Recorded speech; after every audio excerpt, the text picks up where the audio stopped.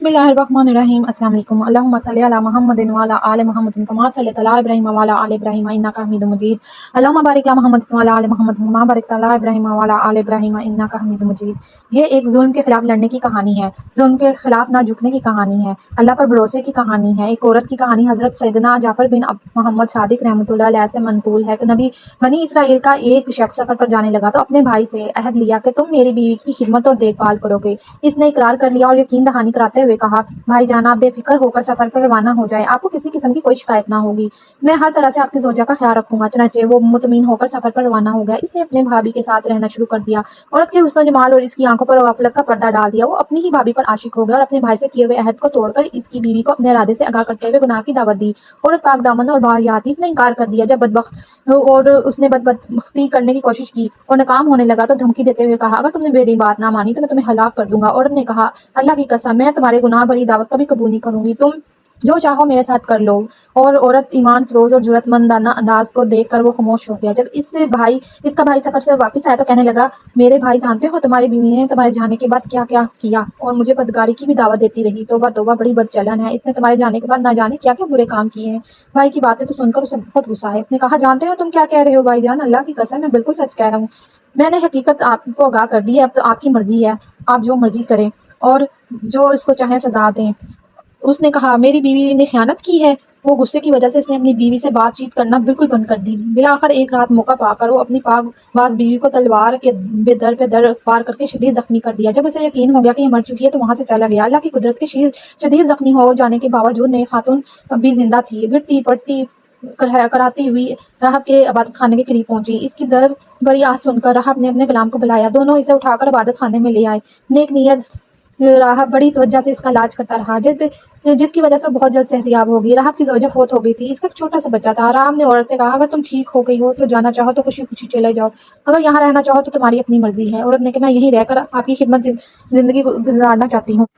राहब ने अपना बच्चा इसके हवाले कर दिया। नेको पारसा खातून बड़ी दिल जमी से इसकी परवरिश करने लगी और राहब का जो स्याह फाम गुलाम था वो औरत के हुस्न को देखकर बदनीयत हो गया और मौके की तलाश में रहने लगा। एक दिन इसने कहा कि तू मेरी बात मान ले और मेरी ख्वाहिश पूरी कर दे, वरना मैं तुझे हलाक कर दूंगा। खौफे खुदा रखने वाली औरत ने कहा, मैं हरगिज तेरी बात नहीं मानूंगी, तुझे जो करना है कर मेरे साथ, और मुझे कत्ल करना तो बेशक कर दे। और रात की स्याही में जब हर शय को ढांप लिया तो स्याह फाम औरत के पास आया। बच्चा इसकी गोद में रो रहा था, वो इसे बहला रही थी। जालिम शहवत स्याह फाम गुलाम ने तेज छुरी से बच्चे का गला काट दिया और चंद ही लम्हों में वो तड़प तड़प कर जान दे दी। गुलाम दौड़कर राहब के पास आया और कहा, हुजूर आप जानते हो आपकी इस खबीस औरत ने क्या कारनामा अंजाम दिया है? आपको मालूम है इस नन्हे मुन्ने बच्चे के साथ क्या सलूक किया है? आपने इसके साथ एहसान किया लेकिन इसने बच्चे के साथ बहुत बुरा सलूक किया है। हाय हाय, कैसी जालिम औरत है। राहब के गुलाम की बातें सुनकर बहुत तज्जुब हुआ और परेशान होकर बोला, क्या हुआ, ऐसा ही बताओ, इसने मेरे बच्चे के साथ क्या किया है? हजूर, इसने आपके लाडले बच्चे को ज़िबा कर दिया, अगर यकीन नहीं आता तो खुद जाकर अपनी आंखों से देख लें। राहब दौड़ता हुआ वहां पहुंचा, देखा तो वाकई बच्चे का गला कटा हुआ था, इसका जिस्म खून में लथपथ था। रागिब ने औरत से पूछा, मेरे बच्चे को क्या हुआ है? मैं इसके साथ कुछ नहीं किया, बल्कि आपके इस गुलाम ने मुझे गुनाह की दावत दी। जब मैंने इनकार किया तो इसने इस बच्चे को कत्ल कर दिया। मैं इस मामले में बिल्कुल बेकसूर हूँ। आपने कहा कि अगर अल्लाह की बंदी तूने अपने मामले में मुझे शक में मुब्तला कर दिया है, अब मैं नहीं चाहता तू मेरे साथ रहे। ये 50,000 दिनार ले और यहाँ से चली जाओ, ये दिनार तेरी जरूरियात के काम आएंगे। औरत ने 50,000 दिनार लिए और अल्लाह की रहमत से उम्मीद लगाया और गैर मुतमिन होकर वहां से चल पड़ी। एक बस्ती के करीब से गुजरी तो देखा एक मजमा लगा हुआ है और एक शख्स को फांसी दी जा रही है और उसका सरदार भी वहीं मौजूद था। सरदार के पास गई और कहा, ऐसा क्या किया है? तुम मुझसे ये ऐसे करो, 50,000 दिनार ले लो और इस शख्स को आजाद कर दो। तो सरदार ने कहा, लाओ रकम मेरे हवाले कर दो। औरत ने 50,000 दिनार इस सरदार के कैदी को दे दिया और कैदी को रिहा कर दिया गया। वो कहती है कि इस पाकबाज औरत के पास आया और कहा, मेरी जान बचाकर तूने जो एहसान किया है, आज तक मुझ पर किसी ने ऐसा नहीं किया। अब मैं तेरे हवाले और तेरी खिदमत करूंगा जहाँ तक कि मुझे मौत ना आ जाए। और चनाचा वो शख्स इसको लेकर सलाह समंदर पर पहुंचा। कश्ती चलने को थी तो कश्ती में वो सवार हो गए। औरत का हुस्न जमाल देखकर सारे मुसाफिर हैरान रह गए। वो औरतों वाले हिस्से में बैठ गई। लोगों ने कहा, ये हसीना जमील औरत कौन है? इस बदबख्त ने कहा, ये मेरी जर खरीद है।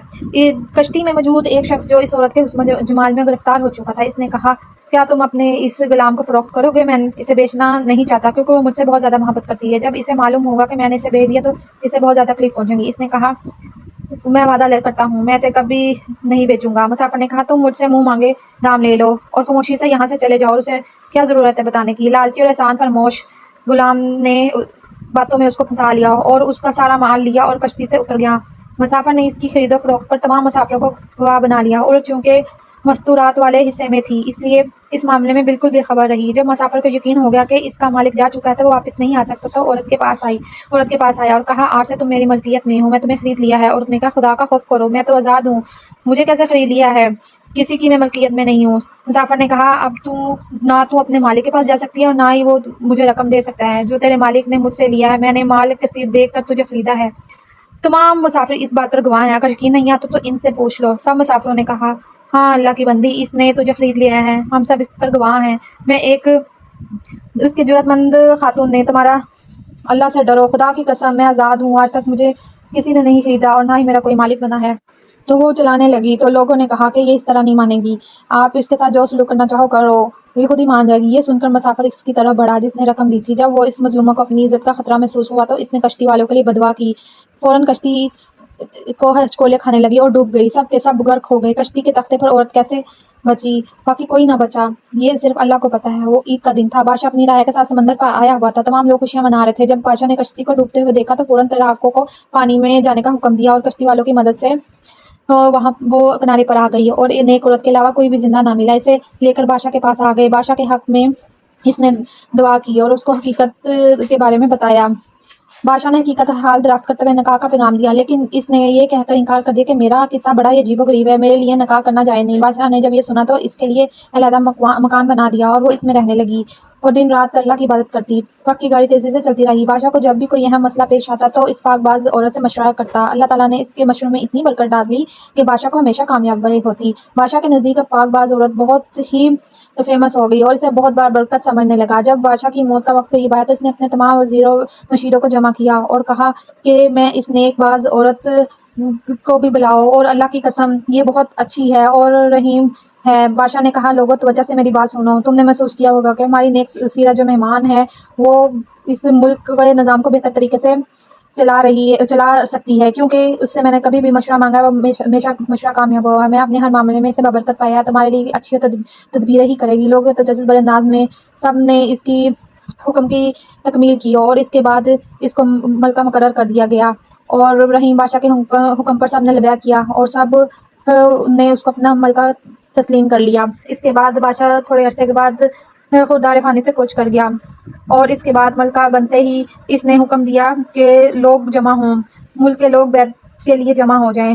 حکم شاہی گوشے گوشے سے لوگ بادشاہ کی بیعت کے لیے جمع ہو گئے۔ بیعت کا سلسلہ شروع ہوا۔ جب اس کا شوہر اور دیور آئے تو حکم دیا گیا کہ ان دونوں کو علیحدہ علیحدہ کر دیا جائے اور پھر اس شخص کو جس نے پھانسی دی جا رہی تھی، ملکہ نے اس کو حکم دیا کہ اس کو بھی کھڑا کر کے علیحدہ کر دیا جائے۔ پھر راہب کو اور اس پر کردار سے عام غلام آیا، انہیں بھی لوگوں سے علیحدہ کر دیا گیا۔ جب تمام لوگ بیعت کر چکے تو ملکہ نے اپنے پانچوں کو اپنے پاس بلایا اور اپنے شوہر سے کہا تم مجھے پہچانتے ہو؟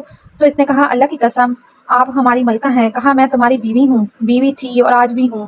تمہارے کردار اور بھائی نے میرے ساتھ کیا برا سلوک کیا تھا، یہ کہہ کر سارا واقعہ سے بتایا اور کہا اللہ خوب جانتا ہے۔ اور پھر اس نے کہا کہ میں آج تک تم سے جدا ہونے کے بعد آج تک مجھے کبھی کسی مرد نے نہیں چھوا، میں صرف پاک دامن اور محفوظ ہوں۔ پھر اس نے اپنے دیور کو بلا کر پھانسی کا حکم دیا۔ پھر راہب سے کہا کہ اگر آپ کی کوئی حاجت ہو تو میں وہی عورت ہوں جو آپ کے پاس زخمی حالت میں آئی تھی، تمہارے بیٹے کو تمہارے ظالم سیاہ غلام نے ذبح کیا تھا۔ پھر غلام نے بلا کر اسے بھی قتل کر دیا۔ اس آدمی کی باری تھی، پھر پھانسی دی جا رہی تھی اور پھر اس کو بھی پھانسی دے دی گئی جس نے اس کو بیچا تھا۔ جب وہ آیا تو اس کو بھی قتل کیا اور اس کی لاش کو چڑھاوے پر لٹکا دیا۔ یوں اپنے ظالم جو ہیں اپنے انجام کو پہنچے اور اس نے سلطنت کو بہت بخوبی سر انجام دی اور پھر اسی طرح سلسلہ چلتا رہا۔ اگر ناظرین آپ کو یہ کہانی پسند آئی ہو تو میرے چینل کو سبسکرائب، لائک اور شیئر کر دیا جائے گا۔ آپ بہت اپنا خیال رکھیے گا۔ اللہ حافظ۔